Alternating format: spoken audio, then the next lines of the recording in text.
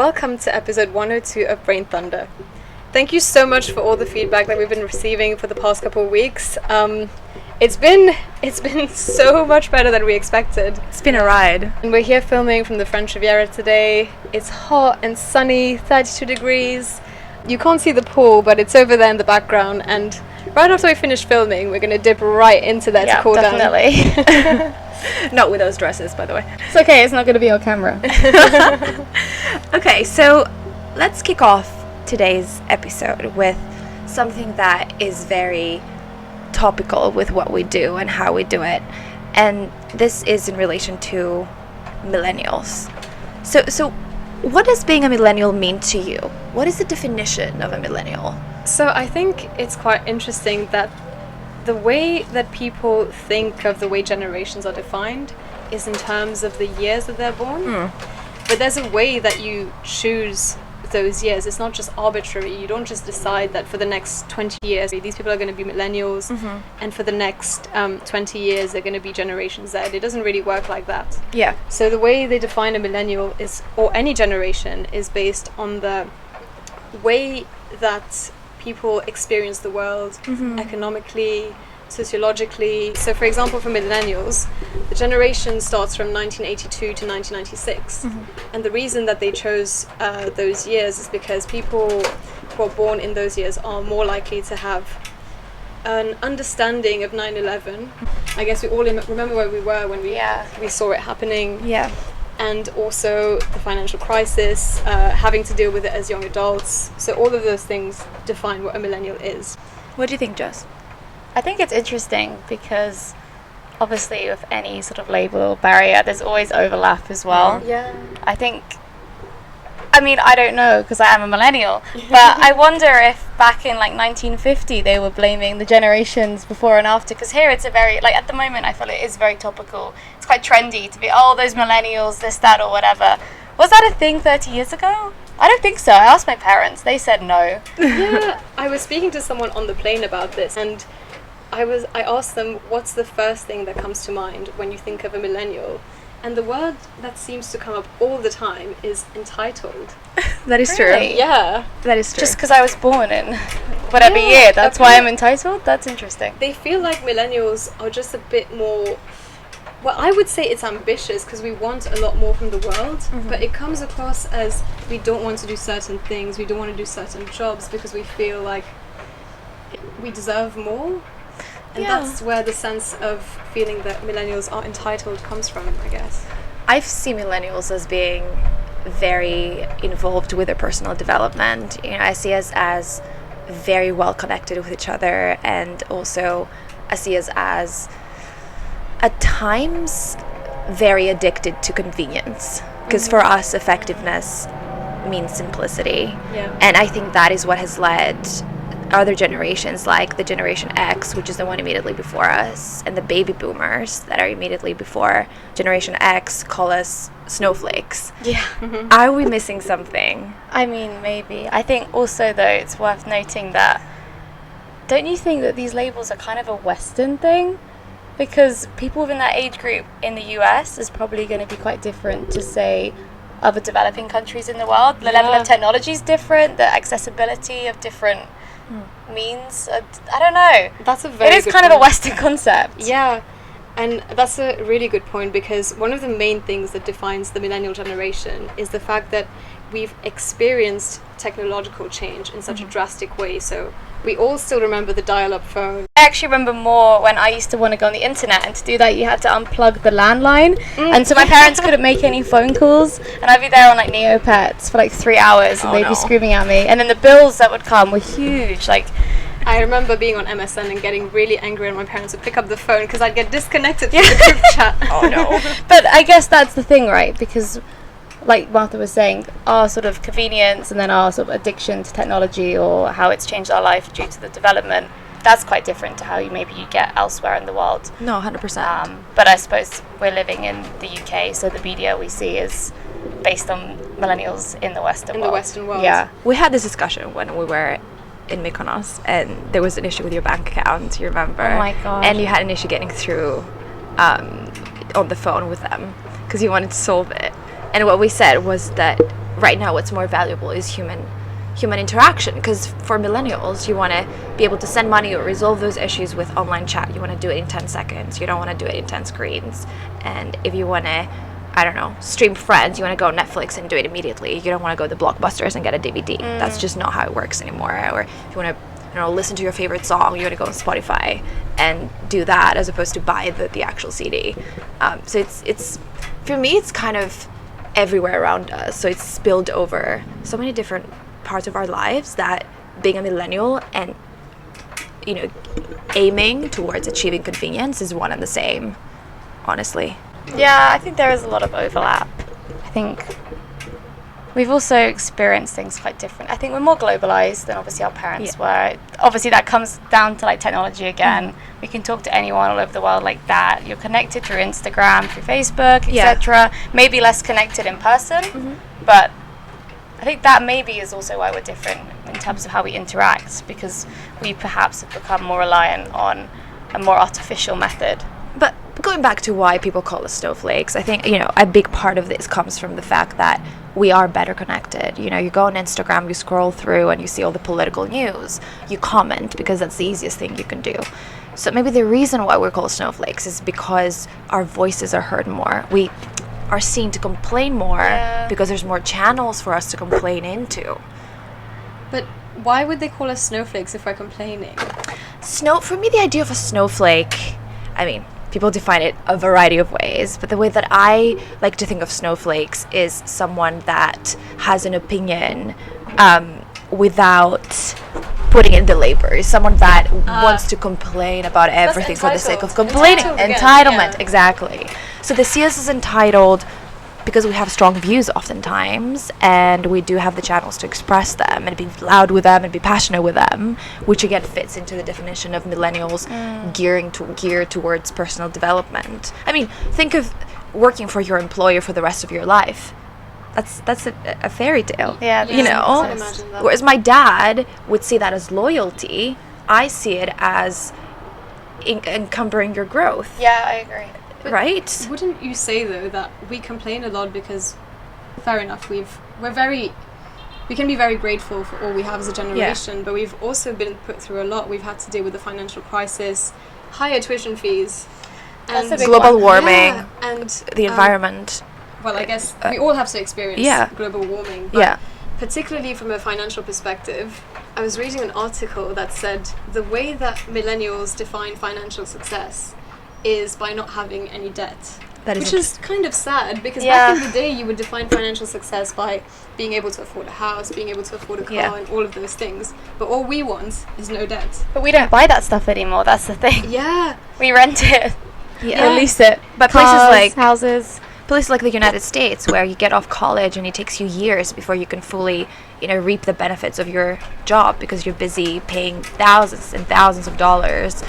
And that's the reason why there's an argument for not everyone having to go to college, and instead going to specialist schools and specialist training, and going to college no longer being the absolute necessary next step, which is what Generation X and the baby boomers thought was the necessary step, to always go to college, to always get that job afterwards. So I think the definition of what is success changes as well.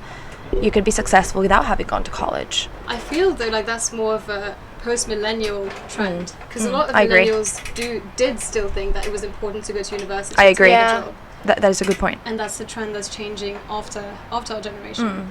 100%. Talking about convenience culture, I had a conversation with someone about this, and I may have mentioned it off camera, but I was surprised because I asked them, "Do you cook?" And they looked at me and they laughed. So it was not even, "No, I don't," or "I don't have the time." It was more like, "No, I do." Are you joking? Are you joking? Of course not. Do you exactly have time to cook? And then I did some research, and I went online, and I found out that Deliveroo's profits just last year increased by 160% to 277 million. We're talking about a company that's less than 6 years old. 160% increase in a year. In a year, which I think is incredible. Insane, and that explained the laugh. Because why would you learn how to cook if you can get Deliveroo and Uber Eats? Yeah. So how often do you order? I actually don't. But Okay. my office is in the same building as Deliveroo. Oh, And we share a roof garden. with Easy them. access. Does that put you off? No, they all wear t-shirts and shorts, and we have a roof garden we share, and they're all up there on their laptops working. I'm so jealous of them. They have such a good work-life balance. But I stopped using it. You know what caused me to stop using it? I was using a lot of Uber Eats and Deliveroo, and also Uber. And there was that time where it would tell you how many rides you'd taken on Uber. It became really viral. Yes. And nobody I knew took as many Ubers as me. I had the worst. My figure was like 9,000, and everyone else's was around like the 5,000 mark. 9,000 what? I can't, it might have been rides. 9,000 rides? I think it might have been In the space of how long? 2 or 3 years. I used to get 2 a day. I used to get them to work and back. I would do that too It's for when the I first was 6 months yeah. of work, and then I realized I'm wasting so much money And, when I 300 could be. days a year. Yeah, no, but going back to cooking, well, obviously you have a cooking channel, Yeah. which explains that you cook. I tended to get Deliveroo and Uber Eats every single day, but the amount of money that you actually end up wasting whilst depriving yourself and your loved ones from basic skills is incredible. So that leads to my next question, which is, has this addiction to this convenience culture led us to lose out on some basic skills? If you ask your mom, she knows how to cook. If you ask your mom, she knows how to cook. If you ask my mom, she definitely knows how to cook. Are our children going to be able to say the same about us? I think it kind of goes back to what you were saying and how our spending has changed Yeah. more from capital spending to millennials wanting to spend money on experiences. So they don't necessarily want to put the time and energy and the investment it takes to like get all the stuff it takes to cook. They just want to get it quick. At the end of the day, yeah, simplicity is effectiveness. People don't want to waste their time cooking when they could, I don't know, travel to Madagascar and get that experience instead. I think it's the variety thing as well, Yeah. because we're kind of used to having, like, I love all different types of cuisines. Yeah. But if you want to make all those different types of cuisines, you've got to buy, like, every ingredient. But if you live in London, I could just phone up and get Mexican. Tomorrow I can get Peruvian, True. and Thursday I can get Lebanese. I don't have to buy the ingredients. And that also then goes back to the obvious, like, the weekly grocery shop, which we don't do anymore. That's what you would do, right? You'd buy the protein, the veg, whatever, and you've kind of planned out meals that you can mix and match for the rest of the week. What you do with leftovers. Yeah, People Yeah. don't think Yeah. about those things anymore. So I did a poll on my Instagram about whether people do grocery shopping as opposed to, Amazon Prime now, which is it's basically like Deliveroo and Uber Eats, but with groceries. And I was so surprised at the results. I thought everybody would say they buy stuff online, but actually 90% of people still go to the grocery store. I don't know if they do it weekly, which I think addresses what you have raised, but people, millennials still go to the actual supermarket to shop.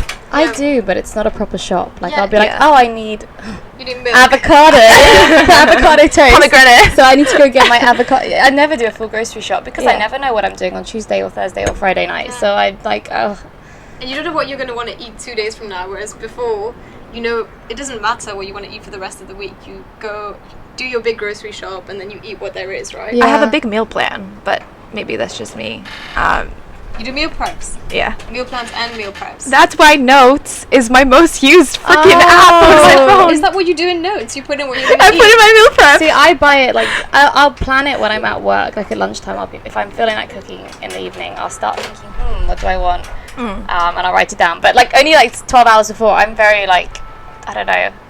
I change my mind very easily when it comes to what I'm going to eat. So Yeah. I couldn't know like 3 days in advance. Maybe that's because I'm being too particular. Same. To be fair, I don't think about what I'm going to eat until I'm hungry. And then I'm like, okay. That's too late at that point. Do you think there's a way to escape convenience culture? So I remember reading this historian's writings called Lynn White, and he's one of my favorites. And what he said was that us humans, we're so dynamic and we're such dynamic factors in our own lives that we tend to be able to change and shift our habits to match our habitat. So what that means to me is that we are so addicted to this convenience culture because that's all we know. We have less patience for anything else. So is there a way to reverse the trend, or is that it?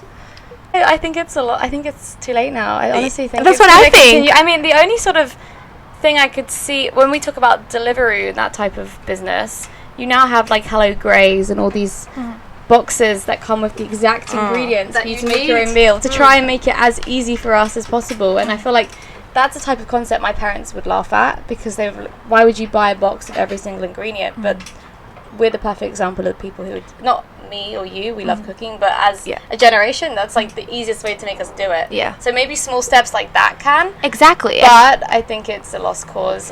I actually, I feel like we're a generation that is so nostalgic about the past, because we've experienced both things. We've experienced not having all those things, not having Deliveroo, not having Amazon Prime, and we've seen our parents do it, but post-millennials might not see their parents do it. No. So they might not know what that means, but we do. And there is definitely pleasure in cooking.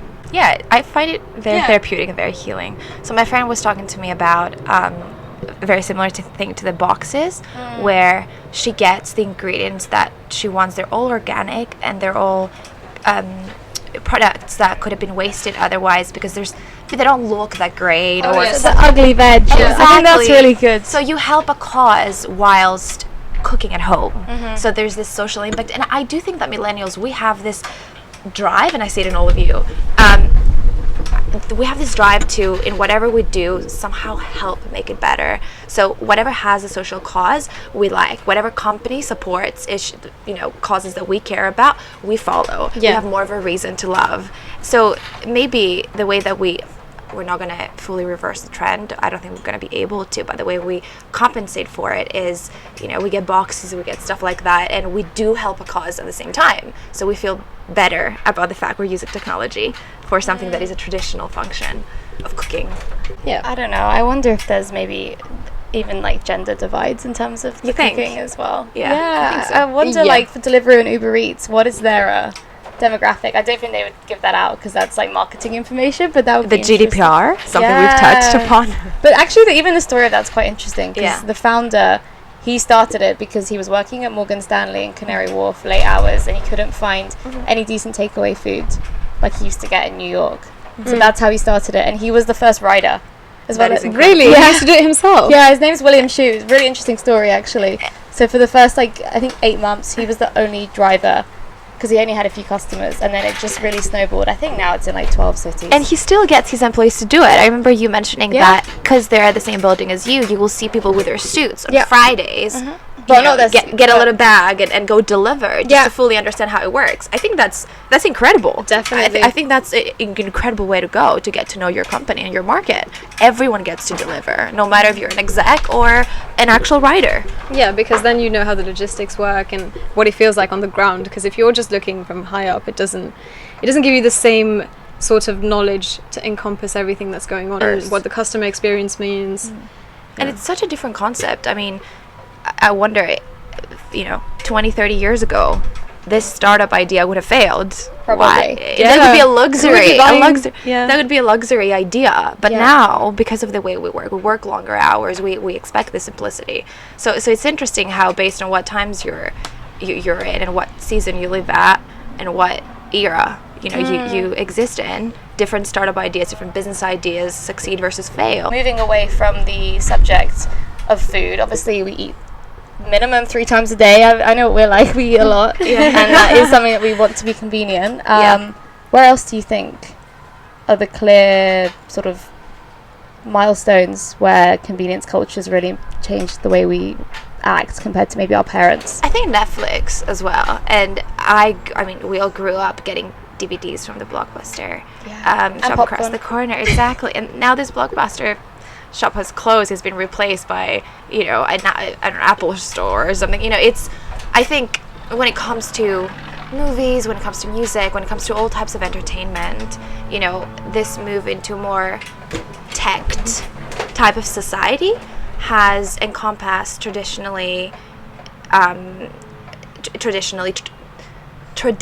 industries, if that makes sense. And so if you guys told me, let's set up a DVD store, I would laugh at your face. But if my grandfather had this idea, that would be a legitimate business idea. Yeah. So I think definitely the entertainment industry, music, DVDs, supermarkets, like we've said. What else do you think has been teched up? Obviously dating as well. Oh, And that's for another episode. But then you also have now, I'm not sure the name of them, but the apps to make friendships. Not only friendships, but together. network as well. But that goes into the fact that apparently millennials are one of the loneliest generations. That's really sad. That's really sad. We should talk about this on another episode. Yeah, I mean, we can delve into that further, but I guess it again comes from the fact that because with convenience culture, you can be isolated and still get everything that you need. You can be sitting at home, you can get food, you can get water, you can move from one place to another without having to like talk to anyone. It's that's kind of inherent in what we are as a generation, and a lot of people deal with loneliness because of it. Yeah, that's interesting. Has convenience culture made us lonelier? It's almost like the culture we live in can provide so many of our basic needs in a more convenient way, but then not our emotional needs. The important ones get like left behind. That is sad. Yeah, I think we've touched upon the ways that we not fight convenience culture, but work alongside of it, and that is maybe supporting local causes whilst we choose where to order from, and I think this also places a lot of pressure on companies like Deliveroo or Uber Eats to be very vocal about human rights, about societal causes that they think their audience, their millennial audience, will like, and therefore feel further empowered and inclined to follow. So I think what this gets to do is to give us more of a say when it comes to putting pressure on big company giants like that to promote human rights agendas and local causes that we feel passionate about. So I don't think we're snowflakes. I think we're opinionated, and I think we have strong views, and I think we express them, but I don't think that makes me a snowflake. Wanting a better planet and wanting a better tomorrow for me and my children doesn't make me a snowflake. It just makes me informed. I think I definitely 100% agree with that, but I've just realized that the reason that the older generations are calling us snowflakes is they are not quite ready to let go of the fact that it's our time to shine and it's our time to take control. Exactly. They're clinging on to everything whether it comes to politics, power, whereas really we should be the ones shaping those things right now. 100%. I think it's like in almost a patronizing term. Yeah, as well. it It's is. like, oh, you think you have an opinion on politics or on climate? You sit down now. How sweet is that? Exactly. Like, go calm down. Don't get too upset. You snowflake. That's kind of the concept. Yeah. Go order a Deliveroo and sit down. Let them talk. Yeah. I guess that, and we'll talk here and we'll see what happens. We're not just I talking. like the sass. We are taking action. We're not just talking. But we'll talk about what we're up to We'll some talk other about. time. We're already organizing Yeah. a few charity events, and we are in the process of supporting the local community. And I think that's what really does separate millennials from the generation above us. We feel like, I mean, of course, the older generations did charity too, but we see it as a mission, within our being. So we're so informed about all those different causes where our interest, our interest is more genuine because we now know so much more about all those different causes. So we're better suited to choose. I like this, this, and this, and I'll dedicate part of my life to help it. Exactly. And I think that's exactly why we're not snowflakes. When do you think millennials are going to be able to claim power? That's interesting because in a way it's almost surprising that this discussion's happening now because we're actually at the younger end of the millennial scale. Yeah. There's millennials that are in their 30s. Yeah. Who are married and have kids, yet they're still blamed. So I don't know. I think we claim power by innovation and by authenticity.